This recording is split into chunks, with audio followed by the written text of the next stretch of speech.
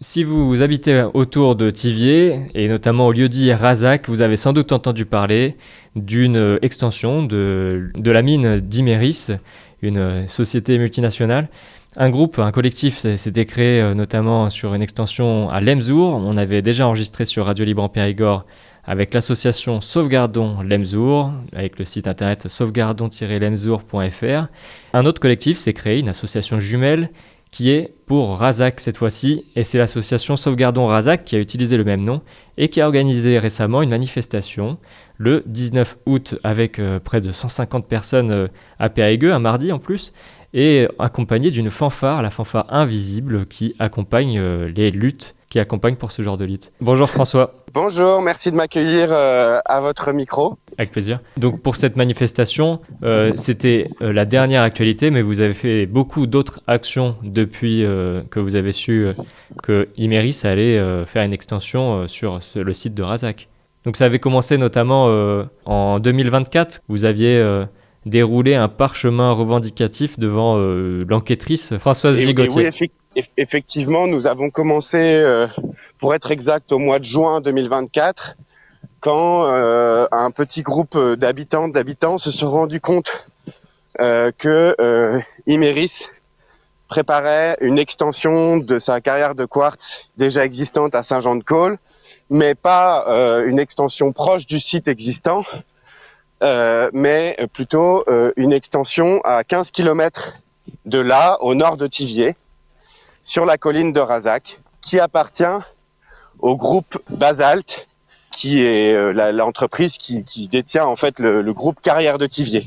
Et donc c'est important, je le dis parce que oui, il y a une alliance de fait et une collaboration très étroite entre la Carrière de Thiviers, le groupe Carrière de Thiviers, et le groupe Imerys localement, ouais, qui est une emprise assez forte sur le territoire. Voilà. Et donc c'était 2 semaines avant le début de l'enquête publique qu'on a découvert qu'il y avait une enquête publique et donc un projet. Et les gens n'étaient pas au courant sur le territoire en fait. Il y avait quelques personnes qui avaient assisté à une réunion en 2022, mais ça venait pas. Donc 3 ans après, tout le monde pensait que ça se ferait pas, et en fait d'un coup si, ça s'est fait. Voilà. Et donc on a cravaché depuis 1 an pour tenter tout ce qu'on pouvait pour empêcher ce projet, pour essayer déjà de le comprendre, pour informer la population. On a dû tout faire nous-mêmes en même temps.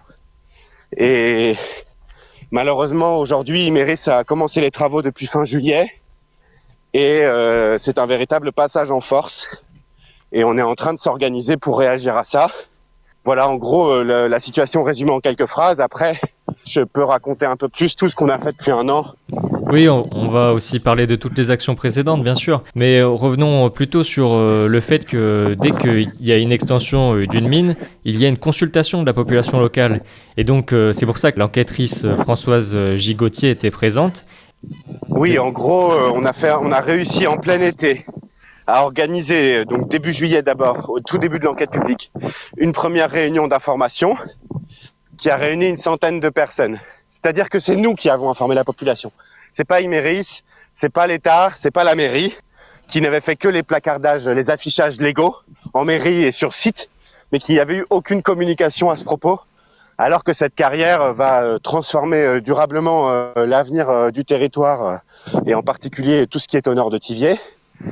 Et donc on a dû informer la population et on a réussi à faire qu'il y ait près de 200 contributions à l'enquête publique, dont une très large majorité était soit opposée clairement au projet, soit très critique. Voilà.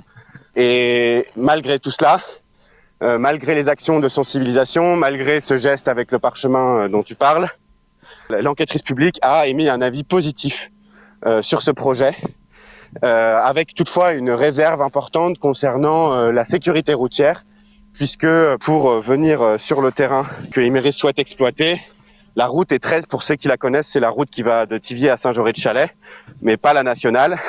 Et donc la route, elle est très sinueuse, c'est presque une petite route de col et elle est dangereuse parce qu'elle est très peu large. Voilà. Et donc il y avait eu un avis positif de l'enquêtrice publique avec une réserve sur les enjeux de sécurité routière.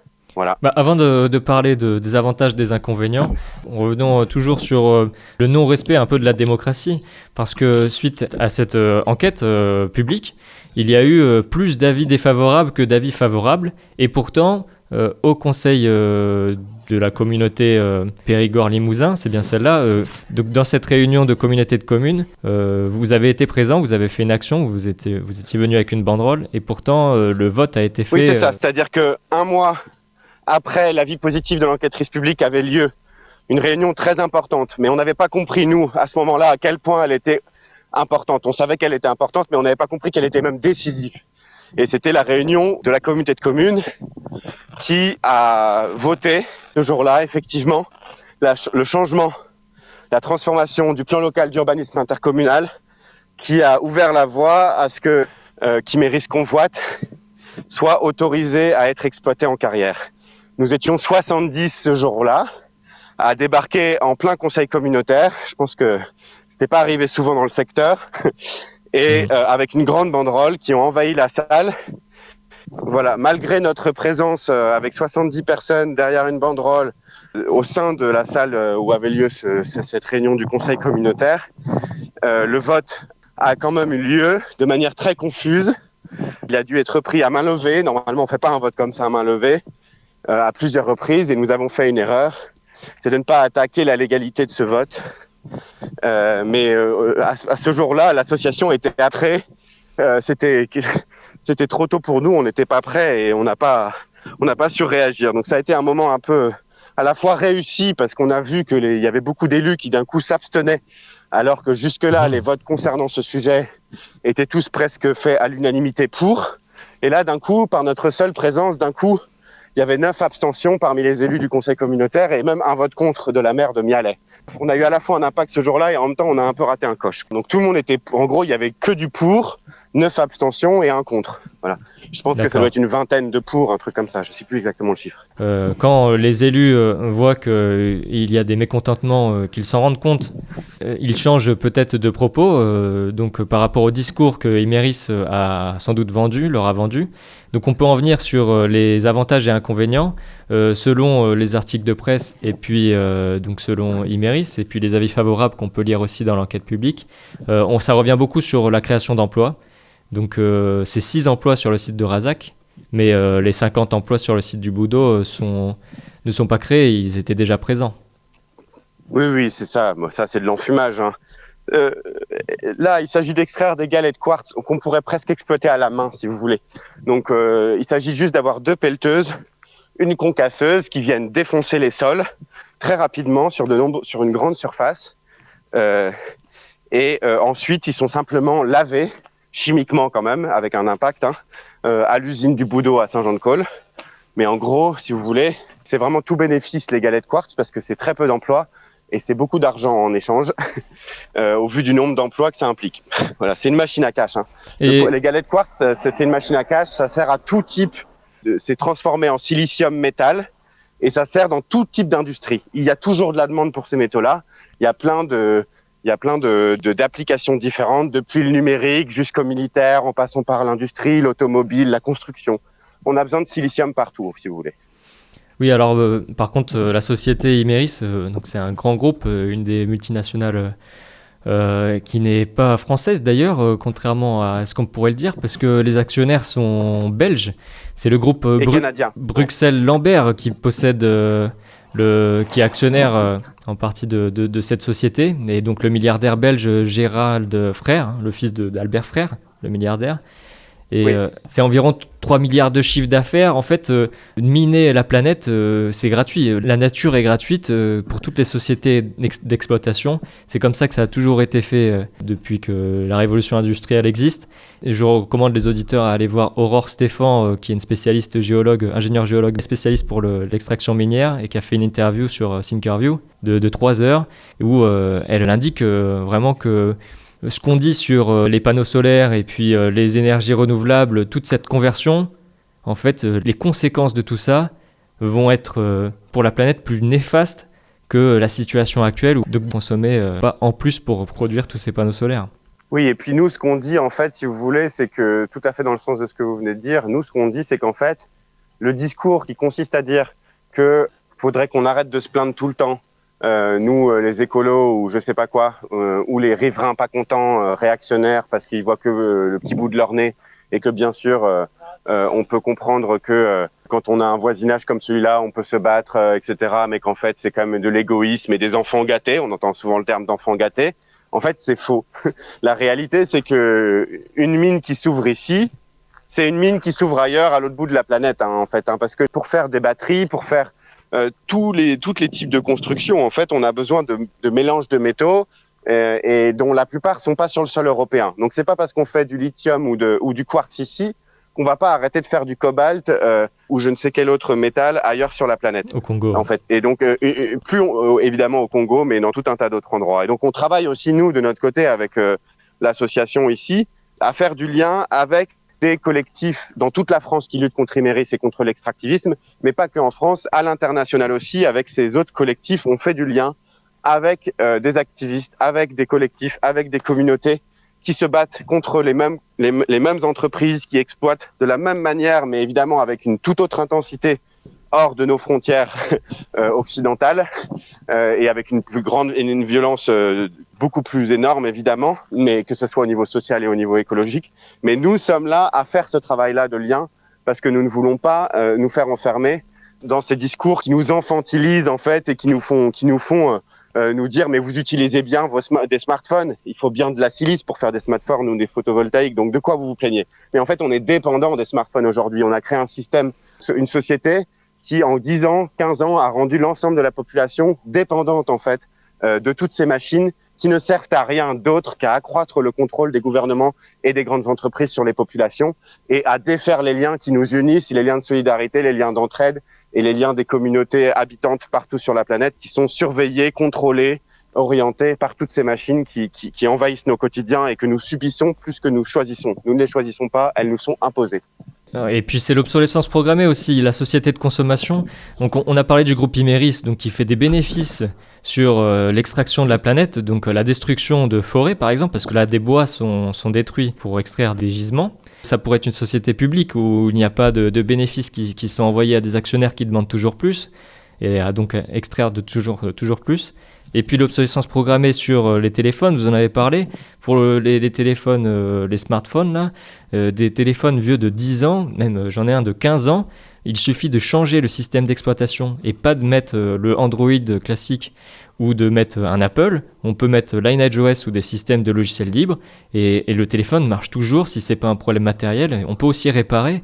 Donc il y a aussi un problème de consommation. Là, on arrive à une fracture où on a peut-être plus besoin d'extraire pour consommer tout le temps. Changeons la façon de gérer et de consommer. On peut réparer et puis enlever toute cette économie d'obsolescence programmée aussi. Ouais. C'est vrai, il y a des bois qui vont être déboisés pour extraire. Et ça fait écho aussi à beaucoup de luttes partout en France vraiment pour créer des champs de panneaux solaires pour la loi 2030 et la neutralité carbone 2050. Là, il y a des sommes incroyables. Il y a eu un moratoire qui a été créé contre ce business des électriciens, des promoteurs électriciens de panneaux solaires, parce que ça représente 300 milliards d'euros d'ici 2035 et 2040. En fait, même avec une dizaine de milliards, les gens auraient tous, pour les 30 millions de foyers français, si cet argent était dépensé directement pour les foyers plutôt que pour des sociétés qui font des bénéfices, tout le monde aurait un panneau solaire chez soi déjà si on avait investi l'argent autrement. Oui, cette question de la transition énergétique qui n'est là que pour nous faire accepter la suite du monde qui a déjà et du système qui a déjà détruit la planète, c'est clair que c'est aussi ce à quoi on s'oppose. C'est-à-dire que en fait, il n'y a pas de transition possible. La transition, c'est un mythe d'ingénieur. Le terme de transition, il a d'ailleurs été inventé par l'industrie nucléaire à la base. Ça fait bien rire de voir maintenant tous les gens qui défendent les énergies dites renouvelables industrielles utiliser le terme de transition. La transition est une esbrouffe. C'est prouvé de plein de manières différentes et je veux bien ne pas rentrer plus que ça là-dedans parce que sinon je vais faire un monologue d'1 quart d'heure parce qu'il y a de quoi dire. On fera d'autres enregistrements là-dessus. Voilà, vous êtes pressé par le temps, on voit que la transition énergétique. Vous êtes en déplacement en train de faire des captures d'images du site. Et donc, on peut parler rapidement de vos prochaines actualités alors?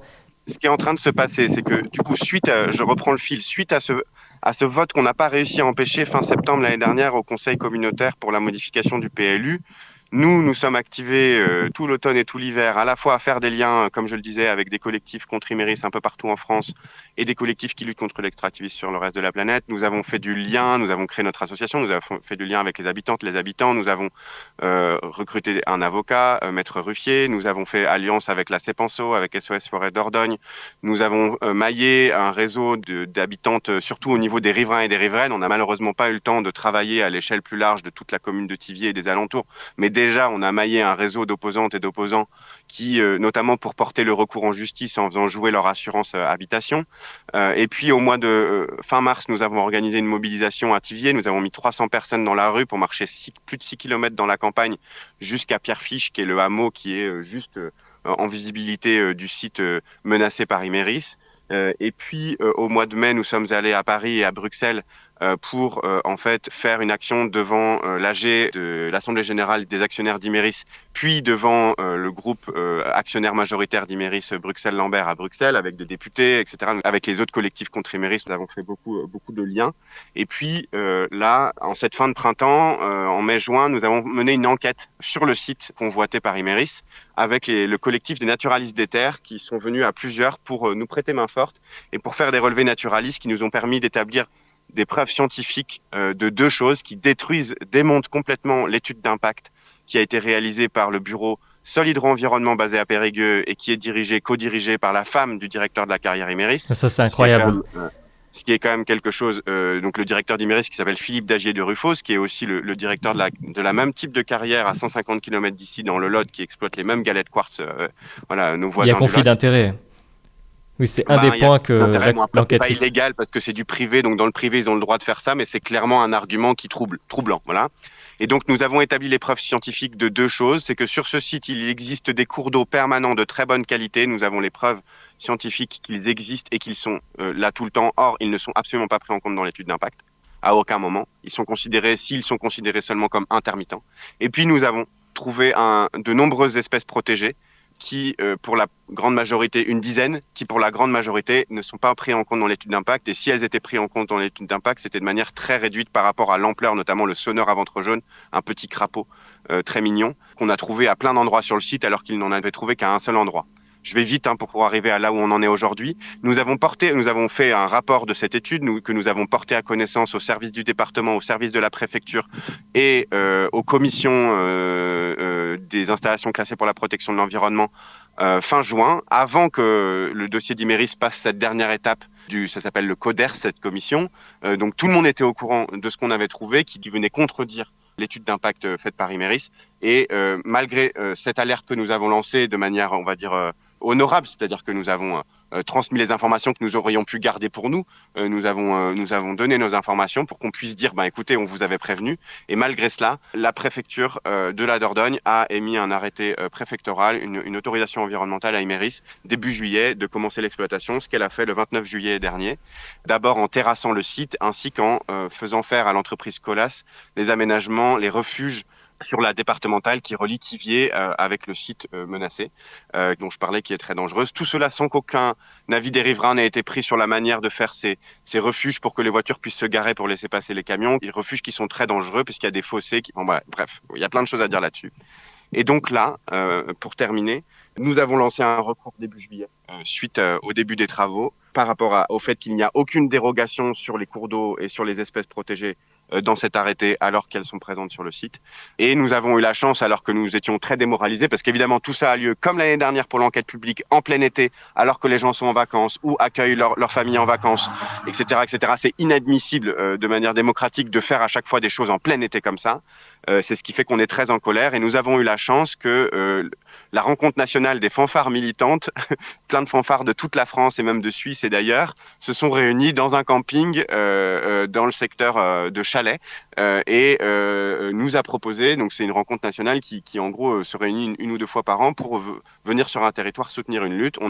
C'était une coïncidence incroyable et ils nous ont proposé de faire des actions avec nous toute la semaine dernière, la semaine du 18 août. Nous sommes allés à Périgueux, nous avons fait aussi une action d'envahissement du site en musique du chantier le jeudi matin, que nous n'avons pas communiqué, mais nous avons fait des images qui serviront bientôt, donc vous avez l'exclusivité de cette information. Et voilà, en gros, où on en est, ça nous a beaucoup reboosté, et maintenant, nous nous organisons pour empêcher que les bois soient détruits, À partir du lundi 1er septembre, Imerys a l'autorisation jusqu'à mi-novembre de détruire les bois de Razac parce que l'emprise du site, le site menacé, est à cheval sur 20 hectares de bois environ et 20 hectares de prairies, grosso modo. Ouais. Et donc pour le moment, ce qu'ils ont commencé à faire, c'est de creuser dans les prairies, mais pas dans les bois parce qu'ils n'en ont pas l'autorisation. Et donc voilà, nous nous organisons pour cela et des choses vont se passer dans les jours et les semaines à venir à cet égard. N'hésitez pas à suivre l'actualité de l'association et à nous écrire si vous souhaitez nous soutenir. On a besoin d'aide de toutes les manières que ce soit. On a besoin d'aide financière, on a besoin de coups de main, on a besoin de gens qui veulent bien nous aider de toutes les manières que c'est possible. Et notamment, nous cherchons à faire venir un maximum de journalistes, de scientifiques et d'experts de ces sujets sur le terrain pour qu'ils puissent constater les dégâts et médiatiser à des ampleurs plus larges ce qui est en train de se passer ici, qui est tout à fait inadmissible. Voilà. Merci François. Alors pour vous écrire, c'est à sauvegardon-razac@protonmail.com. Il y a aussi le site internet de sauvegardon-lemzour.fr qui a été cité et qui partage tous les événements que vous organisez en commun. Et puis bien sûr, pour les dernières petites questions pour les municipales qui vont approcher, est-ce que vous connaissez le référendum d'initiative citoyenne locale qui peut empêcher toutes les décisions des maires dans leur coin? Parce que du coup, un référendum, à partir du moment où dans les vœux c'est inscrit noir sur blanc que le maire s'engage à le mettre en place, si tout le monde vote pour ce référendum, eh bien c'est applicable. Vous connaissez? Ouais, on connaît, mais le problème c'est que là, c'est pas la mairie, c'est la communauté de communes, le département et la préfecture. La mairie n'a finalement qu'un rôle de courroie. Donc voilà, par contre, oui, effectivement, les municipales vont clairement être un sujet pour nous. Évidemment qu'on va faire que le sujet des carrières, et j'ai pas eu le temps de parler dans cette interview de l'importance du groupe carrière de Thiviers dans cette affaire, mais il est très important dans l'histoire de Thiviers, et puisqu'il est propriétaire des terres qu'Imerys va louer. Et donc évidemment que la valse des camions au nord de Thiviers, tout le monde en a marre, ça fait longtemps que c'est le cas, c'est pas nouveau avec Imerys, c'est déjà le cas avec les carrières de Thiviers, et ça sera un sujet au cœur des municipales. Vous pouvez compter sur l'association Sauvegarde Razac pour que ce soit le cas. Merci François. Merci Et à à une vous. prochaine.